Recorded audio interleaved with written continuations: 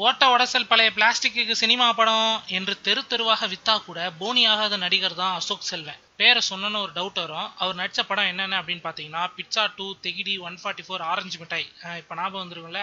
இவர் நடித்த எந்த படமும் தயாரிப்பாளரையும் சரி வாங்கிய விநியோகஸ்தரையும் சரி கொள்ளையாய் கவலை கொள்ள வைத்ததே ஒழிய 10 பைசா கூட பிரயோஜனம் இல்லை. அப்படி இருந்தும் இவருக்கு 1-2 படங்கள் வாய்ப்பு வருவதற்கு காரணம் அந்த மைக்ரோஸ்கோப் லென்ஸுக்கு கூட தெரியாத ரகசியம். வேற ஏதாவது டெக்னிக்கா இருக்கும். அப்படி ஒரு இக்கட்டில் நின்று இடர்பாட்டை மெல்லும் இந்த இத்து போன நடிகருக்கே பிரஸ் என்றால் பிஸ்கோத் ஆகிவிட்டதுதான் வேடிக்கை. சமீபத்தில் இவர் ஒரு கருத்தை தெரிவித்திருக்கிறார். அதில் தான் மொத்த சினிமா பிரஸும் அப்செட் ஆகிருக்கு. தினமலர் நாளிதழில் ஒரு செய்தி வெளிவந்ததும் அதற்கு சுமார் 10 வருஷங்களுக்கு முன் நடிகர்களில் சிலர் ரியாக்ஷன் காட்டியதும் பலருக்கு நினைவிருக்காது.